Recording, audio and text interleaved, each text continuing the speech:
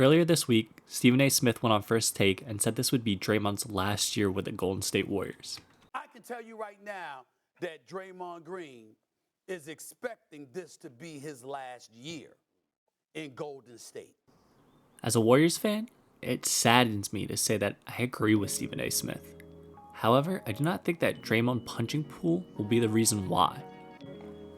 The real reason is that the Warriors' tax bill is getting extremely high, and Joe Lacob's deep pockets might not be deep enough this time.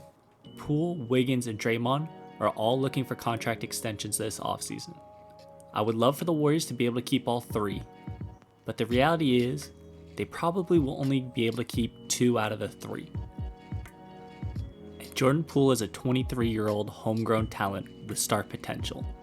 Of course the Warriors are going to make him the top priority for a contract extension. He is the future of the franchise and is the bridge from the old guard to the new generation of the Golden State Warriors. And Andrew Wiggins was the second best player for a championship team. And somehow Wiggins is still only 27 years old and is a two-way wing, which is arguably the most important position in the modern day NBA. This leaves Draymond as the odd man out. Draymond is a Warriors legend, but he is now 32 years old. His offense is declining, and after a season in which a back injury held him out for over half of the year, his health moving forward will be questioned too. I believe that Draymond is sometimes too smart for his own good, and probably understands that he will need to look elsewhere if he wants a big contract extension. Some people think that Draymond Green will no longer be on the Warriors due to him punching Jordan Poole. But I think he punched Jordan Poole partly because he knows that it might be a long shot that he is on the Warriors in the future. So let's take a look at the Warriors' luxury tax issues and see why I think the Warriors will not be able to keep Draymond Green. A good place for us to start is looking at the Warriors' current cap allocation breakdown for 2022-2023. And we can see here that the Warriors are already spending $360 million on this year's roster.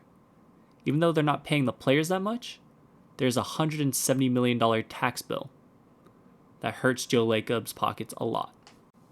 And we know this $360 million is near the limit for the Warriors, especially since Joe Lacob went on Tim Kawakami's podcast, The TK Show, and said that spending $400 million and $500 million really is just not possible for the Warriors.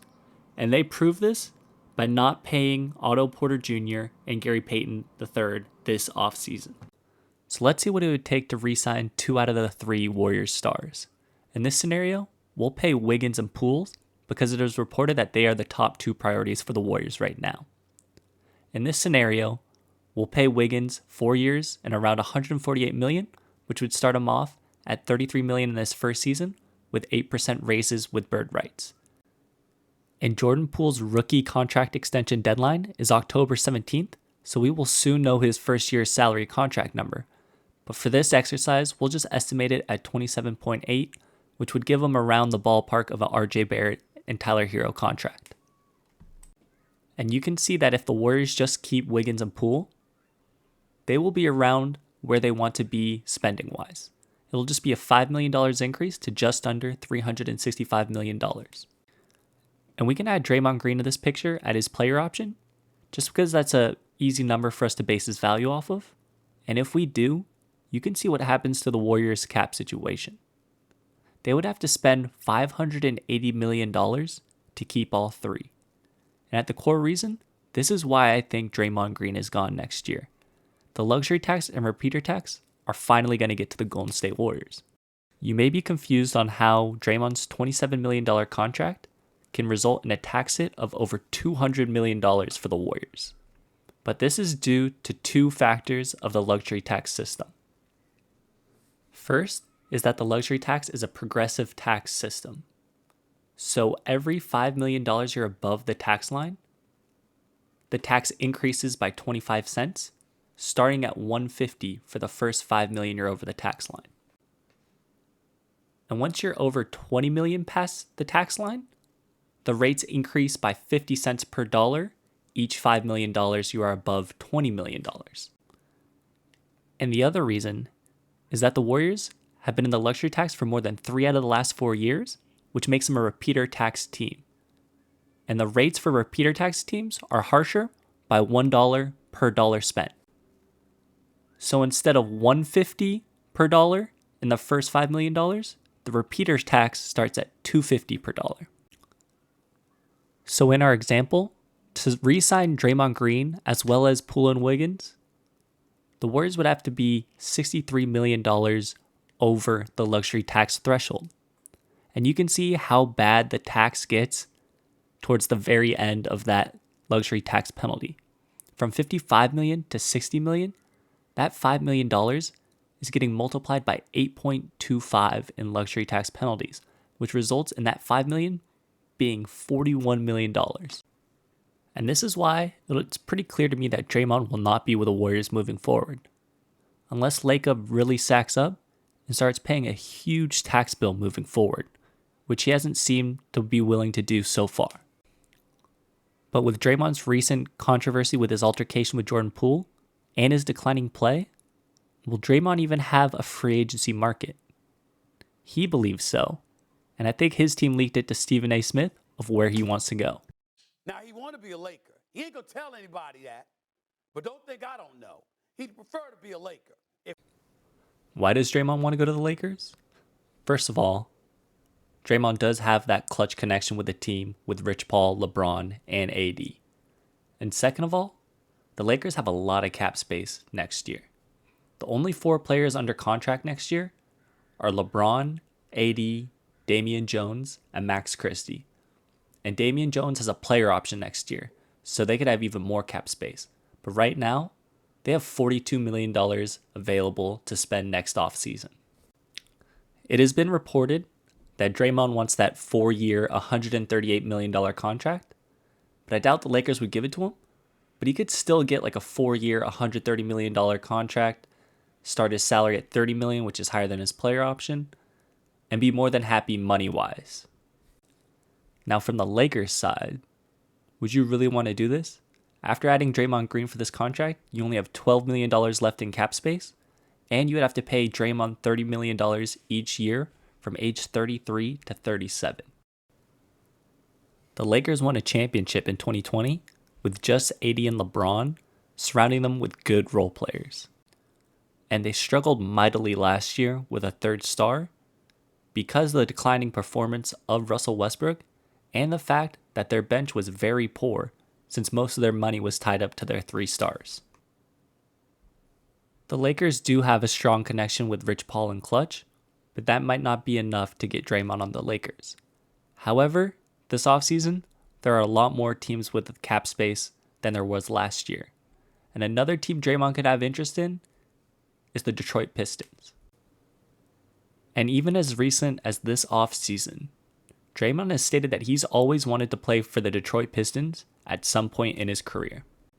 This is of course due to the fact that Draymond grew up in Saginaw, Michigan, and this is his hometown team. And his hometown team also has a lot of cap space next offseason. At the base level, they already have $56 million available to spend next year. However, they have some flexibility as well. Alec Burks, Nerlens Noel, Kevin Cox, and Isaiah Livers, they're all in red because they have team options. If the Pistons decline those team options, they can have up to $81 million in cap space next year to improve their roster. And you can see on the right side what the Pistons next offseason could look like if they added Draymond Green. And for this example, we're even giving Draymond the contract that he wants and starting him at $32 million per year. So if the Pistons want to accept their team options for Alec Burks, Nerlens Noel, Knox, and Livers, they can sign Draymond and still have $24 million left to pick up more players. And an even crazier situation, they can decline those team options and sign Draymond and still have $50 million left in cap space available. And they could go big game hunting for free agents if this happened. And we also have to see if this makes sense for the Pistons to sign Draymond. And I think it does, even more than the Lakers. They could have a starting lineup of Cade, Jaden Ivey, Sadiq Bey, Draymond Green, and either Stewart or Durant. And you can round out that roster with $49 million, and there's some decent role player free agents like Josh Hart, Kyle Kuzma, or you can go for an even better player in Miles Turner and Dylan Brooks, or possibly even a star in Kyrie Irving, but I doubt Kyrie would go to the Pistons. And the Pistons can afford to pay Draymond this money. Unlike the Lakers, who already have 2 max contracts, Cade, Jaden Ivey, Jalen Duren, and Sadiq Bey are all still on their rookie contracts. And by the time you have to pay Ivey and Duren to contract extensions, Draymond will be off the books. And in the meantime, while those young players are still on the rookie contracts, you bring in a leader and someone who will help develop them, especially on the defensive end. And besides the Lakers and Pistons, I'm sure there are many more teams that could sign Draymond Green if they wanted to, but these are just the 2 examples that stood out to me. And ultimately, this is probably why Draymond Green will not be with the Warriors moving forward. First, the Warriors just don't have money for him, and next offseason, there are too many teams that can pay him and put a decent roster together around him. I know some of my fellow Warriors fans are not very happy with Draymond Green right now after the Jordan Poole altercation. But I encourage you guys that you guys need to cheer on Draymond Green this year. This is most likely his last year with the Warriors, and he has been an integral part of the Warriors' success for the last decade. Look, I'll admit, Draymond has been getting on my nerves as well. It seems like Draymond has changed ever since he signed with Clutch Sports. But Draymond this year deserves our full backing for everything he's done for the Warriors over the years, and what might be the big 3 of Steph, Clay, and Dre's last dance. And if you've made it this far, thank you so much for watching. I've just started this channel and I've just started making basketball videos. If you liked it, please subscribe and leave a like on the video as well. Have a good day.